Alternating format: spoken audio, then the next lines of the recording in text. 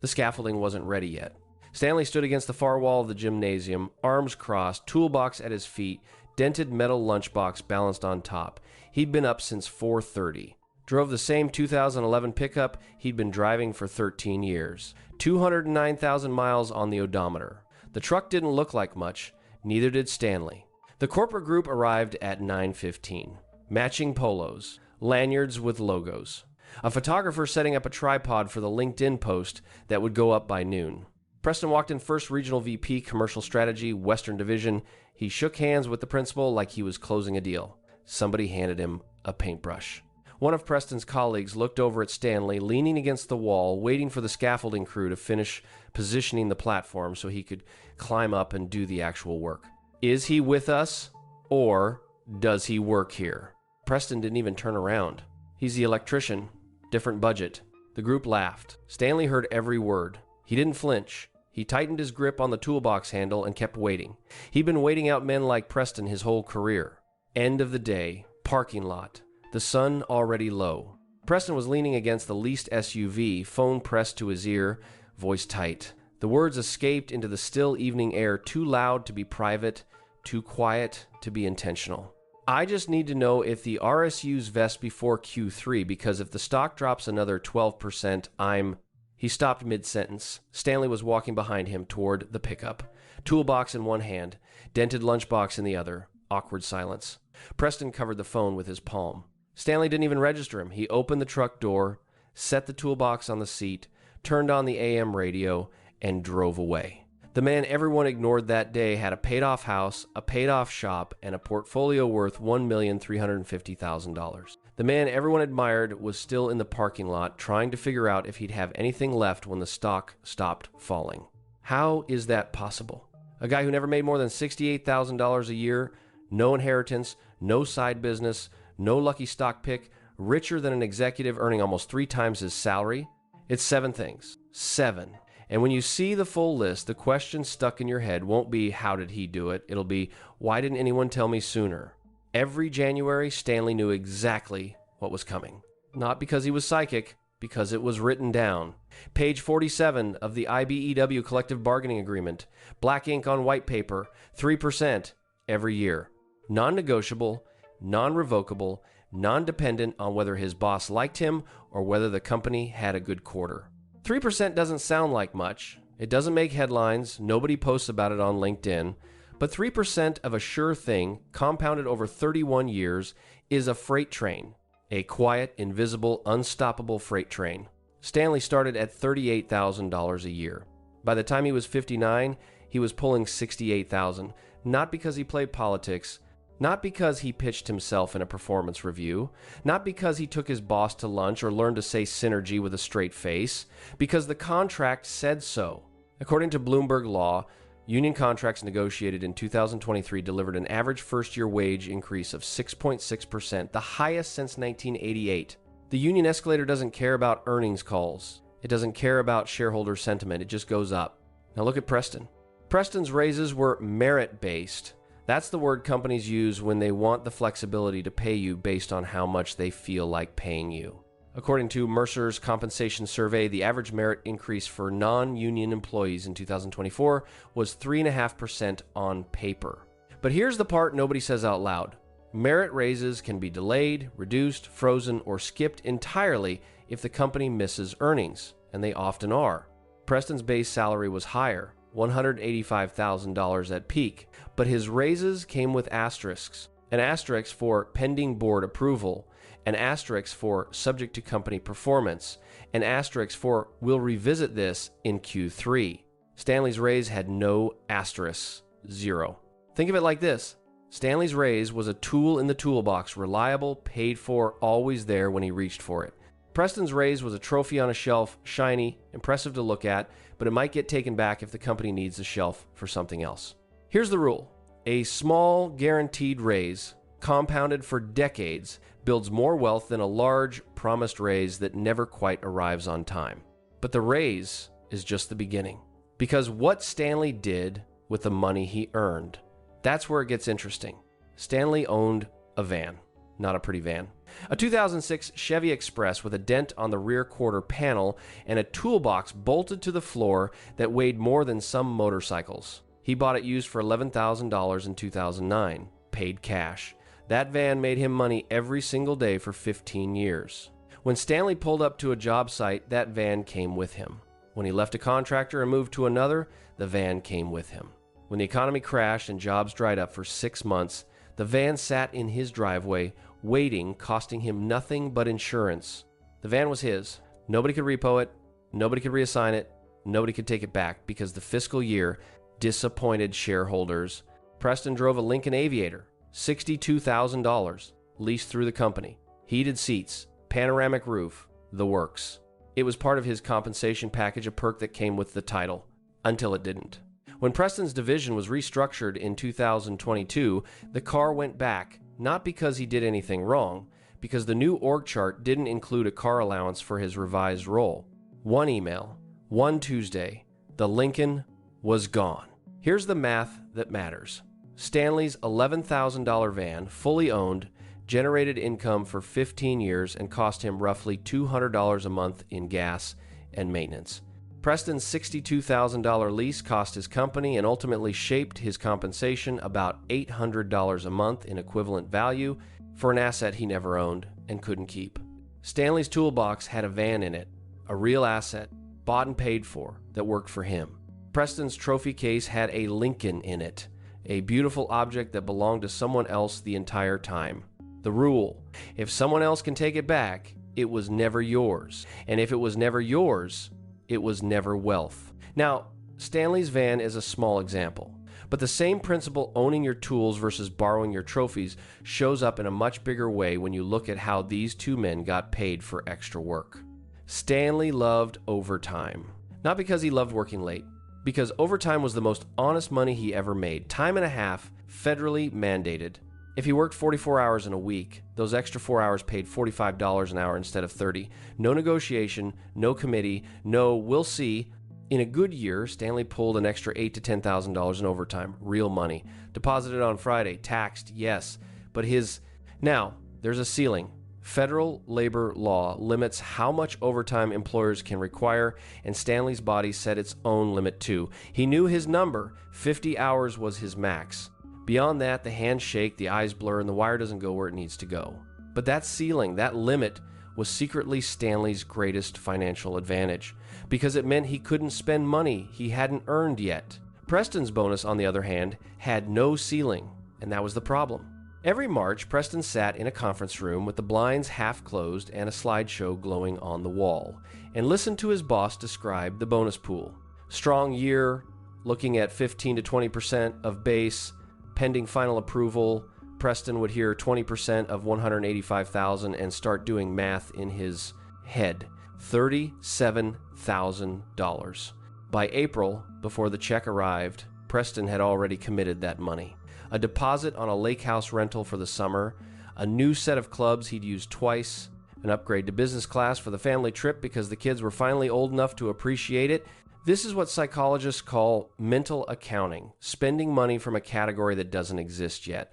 And it happens almost exclusively to people whose income has a variable component. You don't mentally spend money you've already earned, you mentally spend money you expect to earn. But bonuses aren't paychecks. According to compensation data, executive bonuses tied to company performance can swing wildly year to year. A 20% year can become a 6% year overnight, not because the executive failed, but because the stock dipped, or the board changed the formula, or a single quarter missed by 2%. Preston spent against the mirage, Stanley spent under the ceiling. The overtime ceiling forced Stanley into a discipline that most high earners never develop, spending only what has already arrived. That discipline alone, over 30 years, is worth 6 figures. But spending wasn't the only thing these two men did differently. Where they put down roots mattered just as much.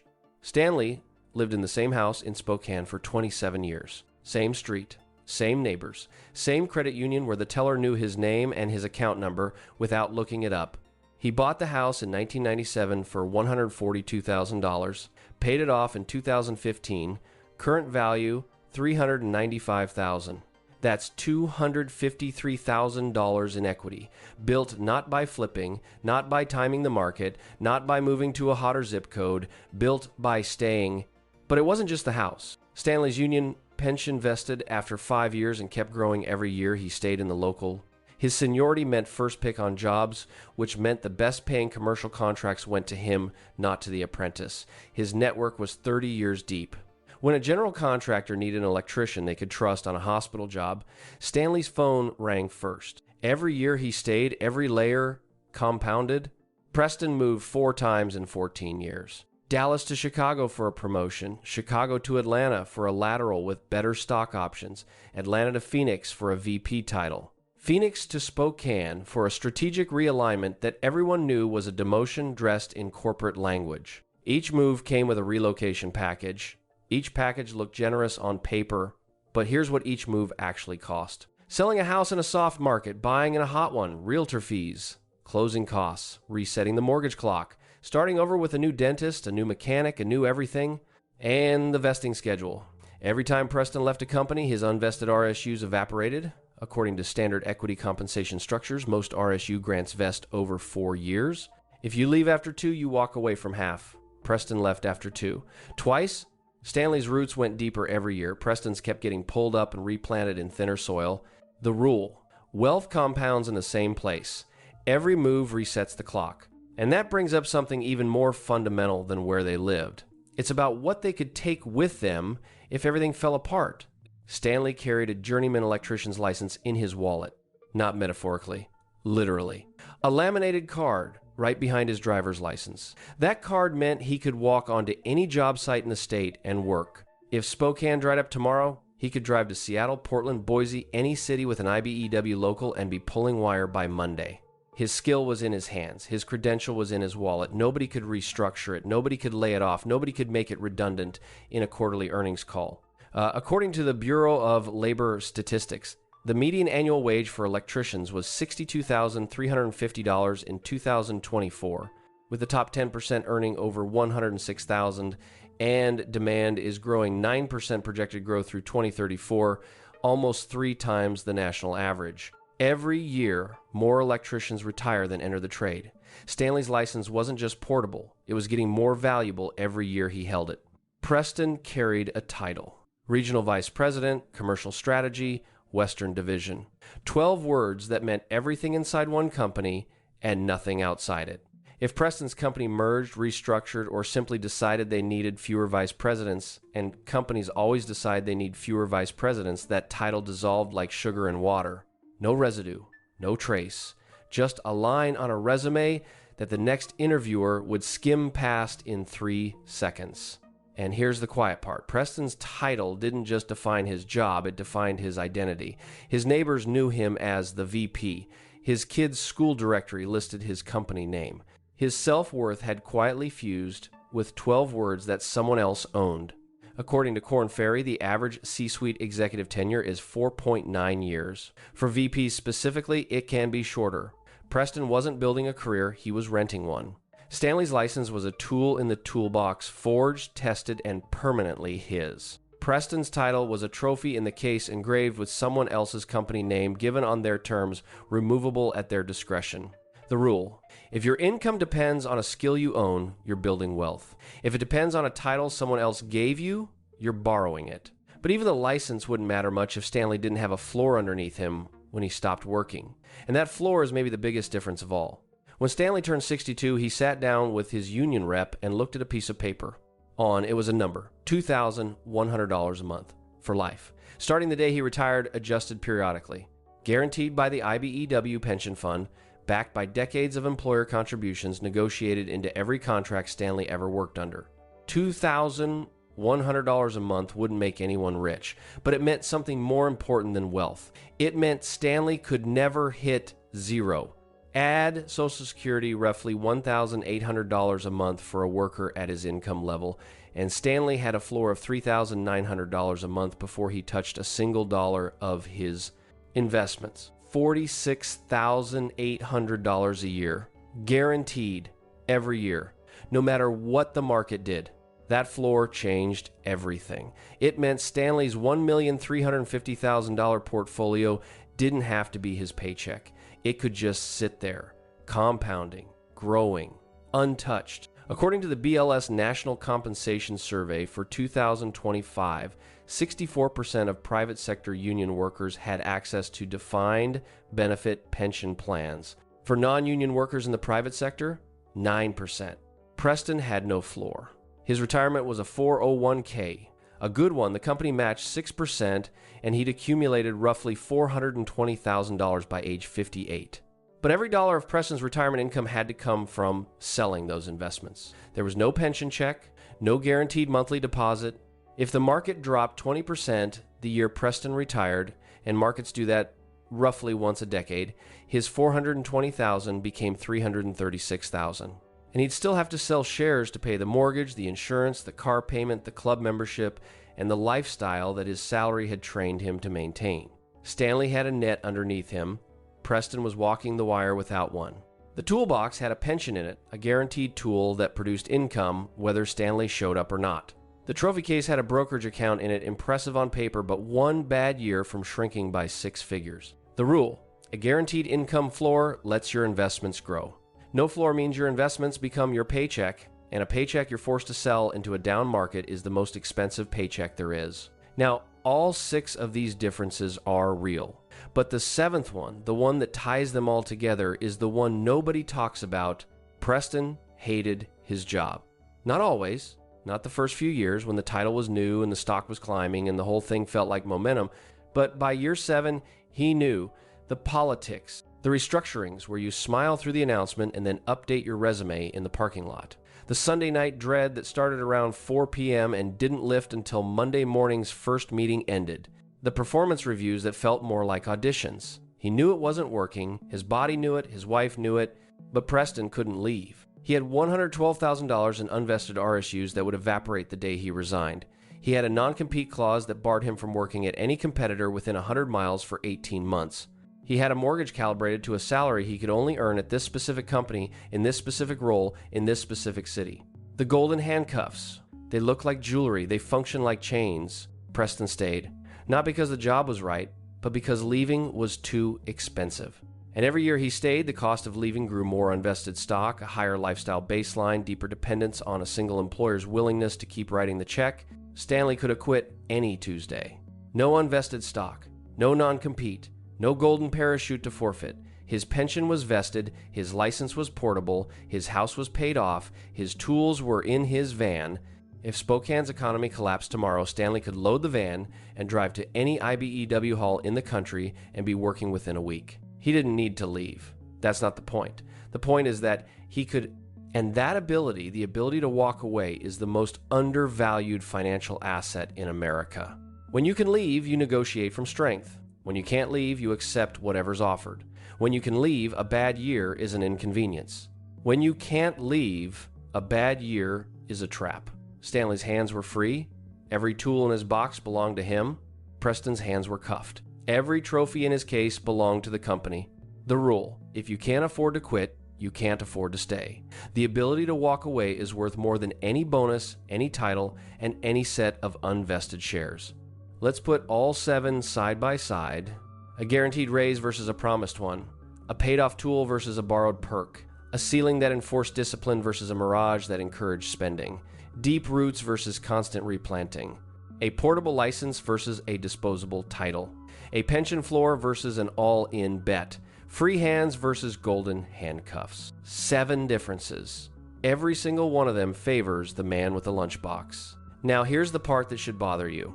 None of these are about intelligence. Preston graduated from a top business school. He reads the Wall Street Journal every morning. He can quote earnings ratios and explain discounted cash flow models. He's not stupid. He's very smart. And that's exactly why nobody warned him. None of these are about effort. Preston works 60-hour weeks. He answers emails at 10 p.m. on Sunday. His calendar looks like a war zone. He grinds harder than most people you'll ever meet. None of these are about ambition. Preston climbed higher than Stanley ever tried to. He has a corner office. He has a title. He has people who report to him. By every conventional measure, Preston won. And yet, These are about architecture. The architecture of how blue-collar and white-collar careers are built, not how they look, but how they actually function underneath. Stanley's career was a toolbox. Every piece in it, the union contract, the van, the overtime, the house, the license, the pension, the freedom to leave, was a tool he owned outright. Bought once, maintained, always there, always producing. Every piece worked for him, whether he showed up or not. Preston's career was a trophy case. Every piece in it, the merit raise, the company car, the bonus, the relocation package, the title, the 401k, the golden handcuffs, was shiny, impressive, and belonged to someone else, given on their terms, removable at their discretion.